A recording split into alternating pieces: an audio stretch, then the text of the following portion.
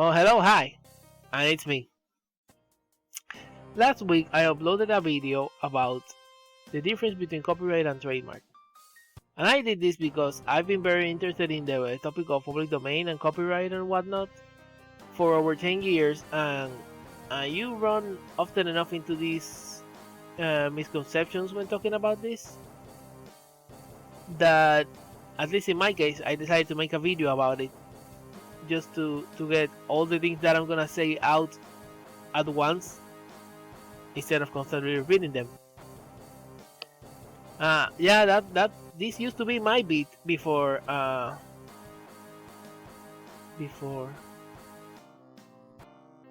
yeah, just arguing with people about the public domain and how it's good and not bad, that kind of thing. I'm even working on a open source Creative Commons universe for when Superman becomes public domain. I call it Project 2034.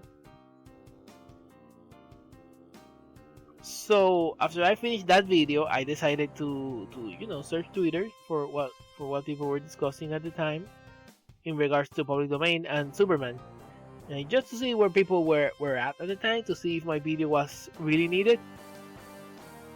And apparently, while I was working on that, there was a huge firestorm, and nobody invited me. What the hell, guys? Matthew Iglesias, just to steer shit up, according to himself, he just threw it out there that books over 30 years should be public domain, in his opinion. And then a lot of people came in and lost their damn minds. And I'm not surprised. These are all arguments that I've heard when I mention this kind of stuff in all the old forums and stuff.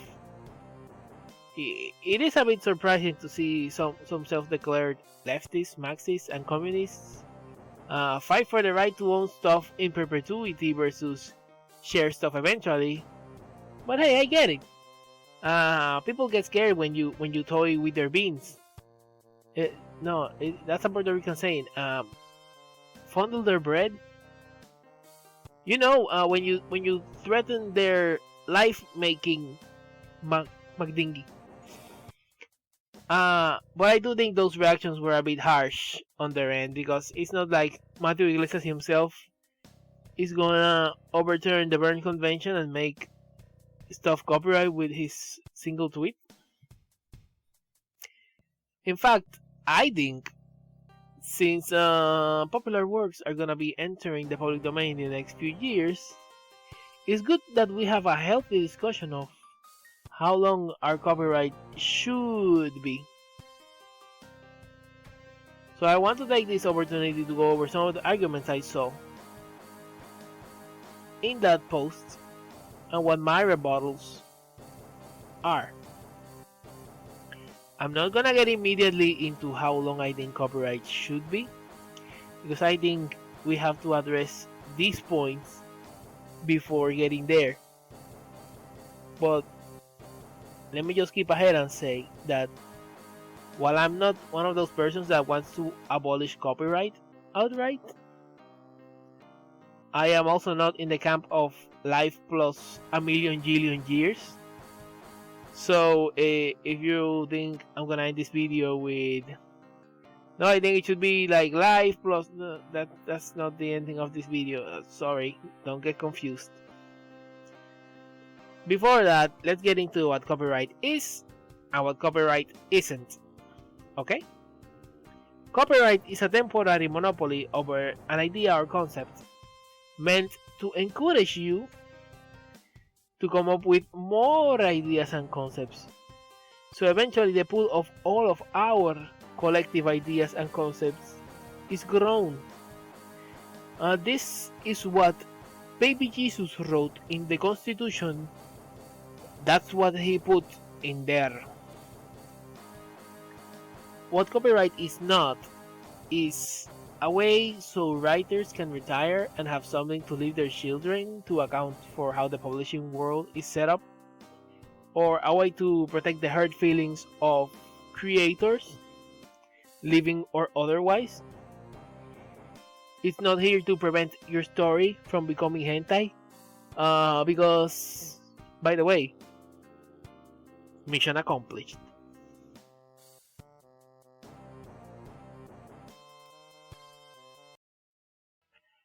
First argument. It's stealing. A lot of you felt that your works becoming public domain within your lifetime, and some even after your lifetime, is a form of stealing. I obviously disagree, although I can see where your logic is coming from. You have something, in this case, a state-enabled exclusivity to certain works and any derivatives of that work. And then one day, you don't have that anymore. And other people, all of them, have the right to your work, and you can't take them to court over it. Like, looking at it broadly, there is loss, and it is stealing. Stealing from you. And one of my favorite movies is Les Miserables, the 2012 version. I do recognize all the flaws that people say, but Anne Hathaway, she just makes me cry every time. Les Mis is, of course, not an original.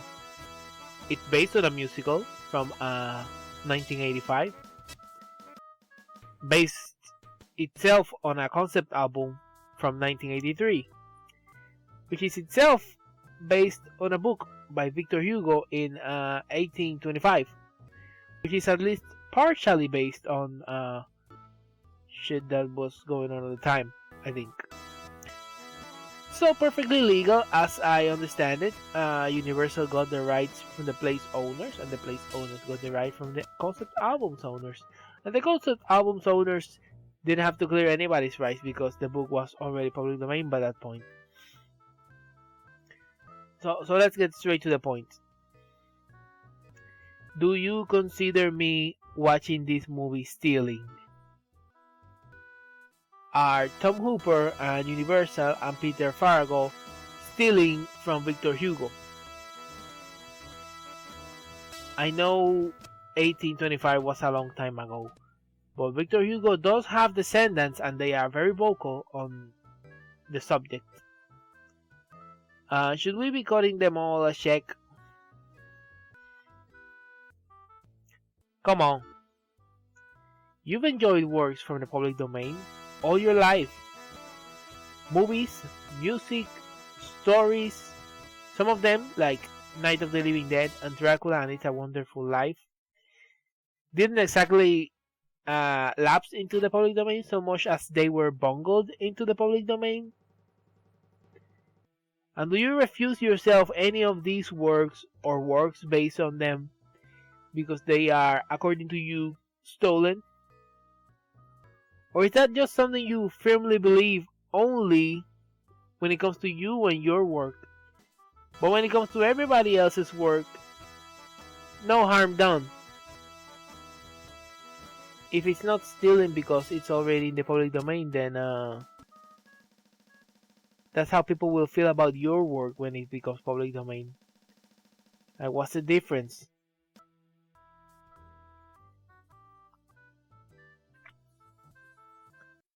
Point 2. Royalties.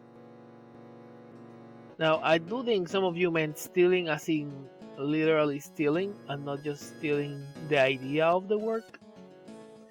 Publishing books is a difficult business which is very based on future royalties, though not so much in other mediums, so I don't know if we should be having the same copyright lengths for all of them, right?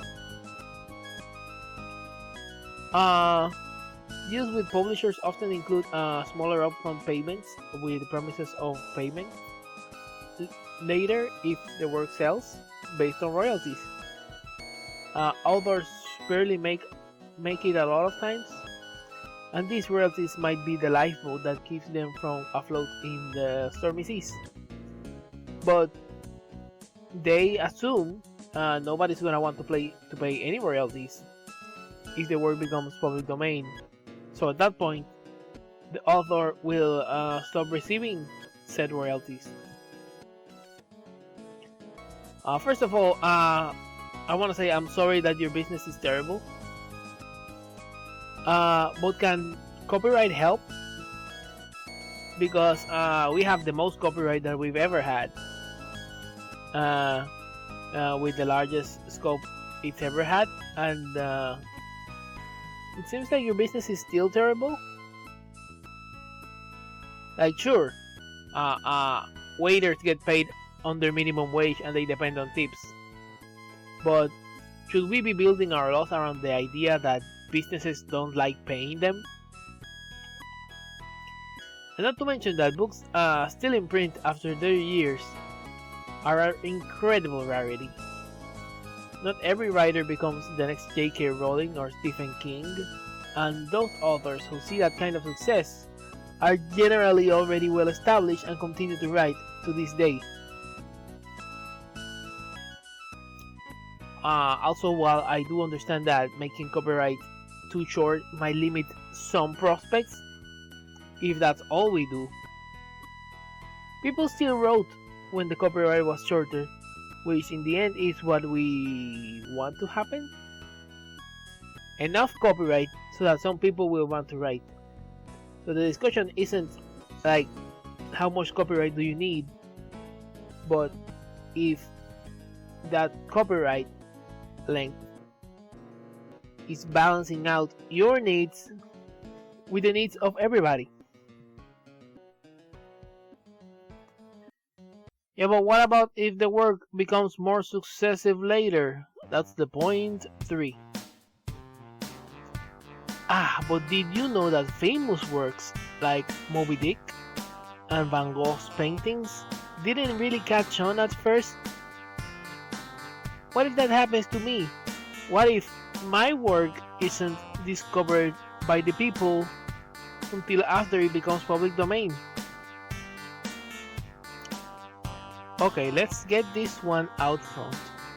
There is a sub 1% possibility that you are this generation's Van Gogh.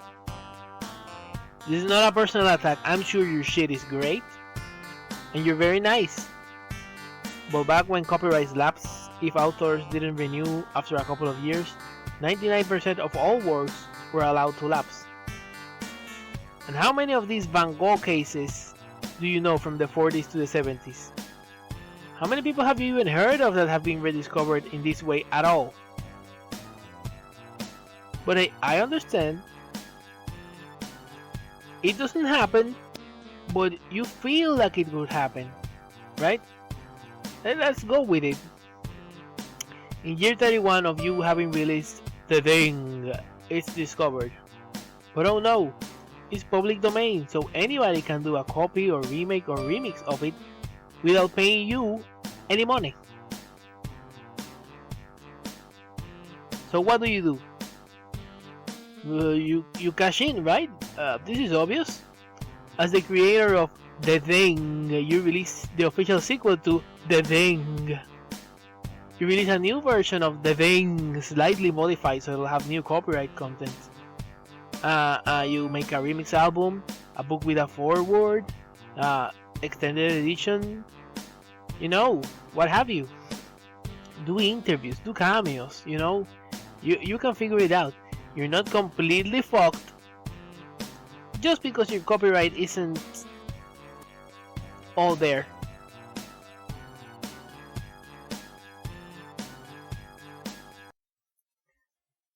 Argument 4. Come up with your own stuff. Yeah, that's right, I said it. Instead of wanting things to lapse into the public domain, why don't you come up with something yourself, you implied hack? Boom! Mic drop, and you just walk away with that argument because you sure showed them that they've been owned. Now, are there some people who want more public domain content that are just talentless hacks who want their shitty fan fiction to be legal? I can only speak for myself, but maybe. But so what? A lot of things are directly adapted from things nowadays, and you don't consider that a bad thing. Like literally the top 33 box office earners of 2019 were all based on pre-existing materials or real-life stories. Then it's Us, and then more movies based on pre-existing material. If you see a title in that list that you don't recognize, you should Google whatever it is based on, and you will see that they're all based on something. Funny, but it's sort of always been like this with movies. Try looking up the box office during the golden age of Hollywood. They're all based on books. And why does that matter? Because they paid for the rights, or they didn't have the option to pay for the rights?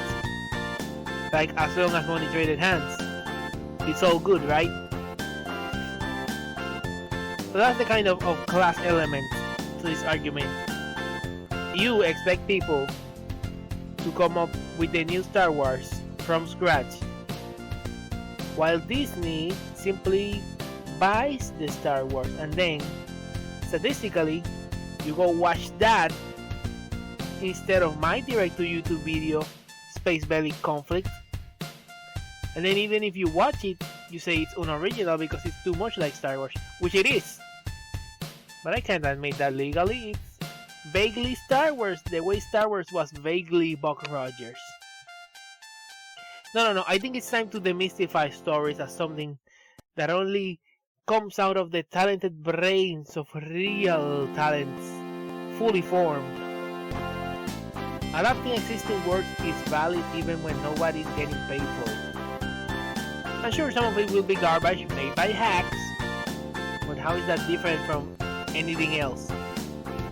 Why is that a reason to not have more work in the public domain?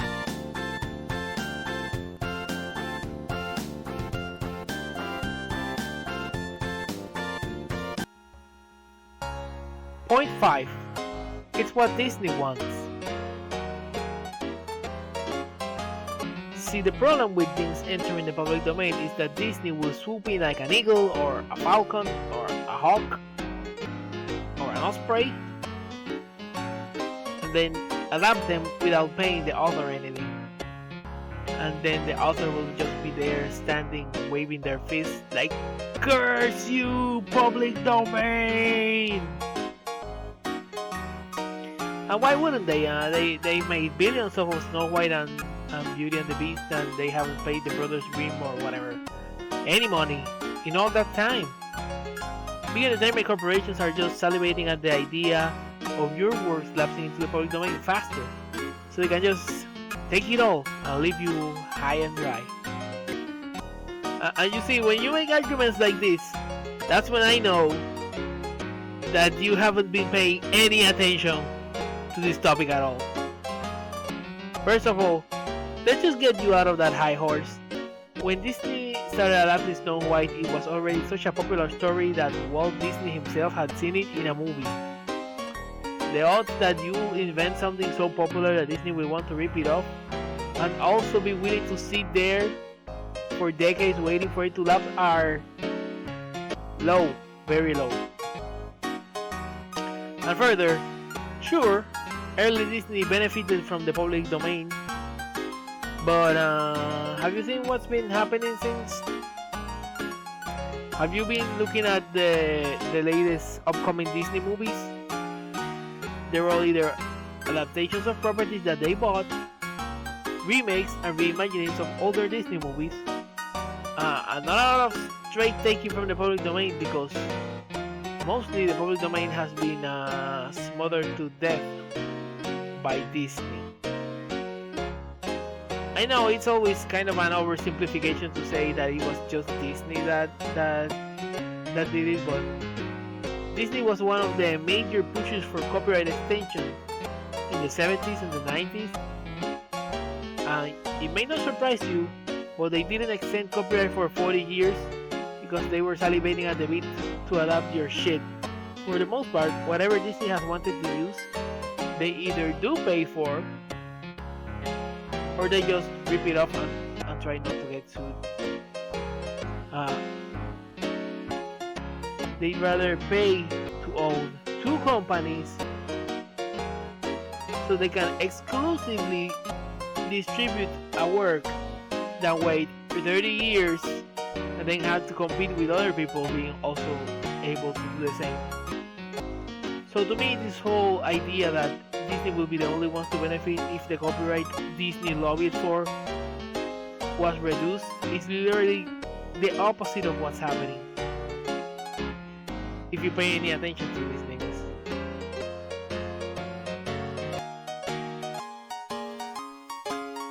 So how long do I think copyright should be? Okay, the current copyright is 95 years for corporate work, but life plus 70 years for individual human works. Okay, the corporate copyright is fairly obvious, but let's put it this way. The average lifespan of an American is 78 years. If you made a work and copyrighted it at 10 and died at 78, that work would be under copyright for 138 years. Basically almost twice the average lifespan of people. If you had a child at 78, that child will be 60 years old by the time the work becomes public domain. Then after 70 years, people will have to start looking up when you died just to make sure you didn't die 5 years later. So, if I was to start copyright law from scratch, this is my play. A single joint copyright length between corporate and individual copyright. Why? Well, some argue that copyright between corporations and people should be different, but I ask you why. We allow it to be sold back and forth between human and corporation, and that just makes things more confusing. No, it should be a single length. And that length should be 58 years. Why 58? Well, since the average American lives 78 years, I did the math, and 75% of 78, the average age span of an American, is 58. It's just a coincidence that this is what the copyright used to be before Disney came along and stretched it. So, why not the full 78 years? Well, first of all, most people don't create their magnum opus when they're 10 years old, because they have to spend time, being a baby, being a kid, and being an adult. Most authors will be actually dead long before that term expired. So this term is basically most of the author's life. Second of all, this isn't just about the author's lifespans. The work should not be under copyright by longer than most of the people who will live to experience it. But I would also add a required renewal fee every 10 years. Why? Well, to show continued interest in maintaining the copyright. You see, our current system is very good if you want to maintain a bunch of copyrights without even using them. Just copyrighting is guaranteed to be there, use it or not, for no less than 80 years. And you only have to pay like $45 to $60 per copyright, I think. And this is not an ideal system. Works that aren't being used are being lost, while serving nobody except people who want to just hoard the copyrights. But if you had to reassert your desire to maintain a copyright every 10 years for like a similar fee, It would discourage people from just holding on to a bunch of copyrights. Like if a company like Marvel makes 26 titles every month for a year, that's 312 individual copyrights that year, which multiplied by 45 for each copyright means that they spend $14,000 on copyright. And if they had to do that every 10 years, at some point they might start to wonder if it's worth it just to keep the exclusive rights to Hypno Hustler. Not the right to use Hypno Hustler, just the right to be the only ones that get to use Hypno Hustler. Okay? So that's my case for shorter copyright. What do you think? Too long? Too short? You of course may have a different opinion. I don't think I have the final word in this, obviously. You can just put it down in the comments. How long do you think copyright should be? And thanks for watching. You don't have to like or subscribe. I don't care. I don't care. I don't even care. I don't care. Bye.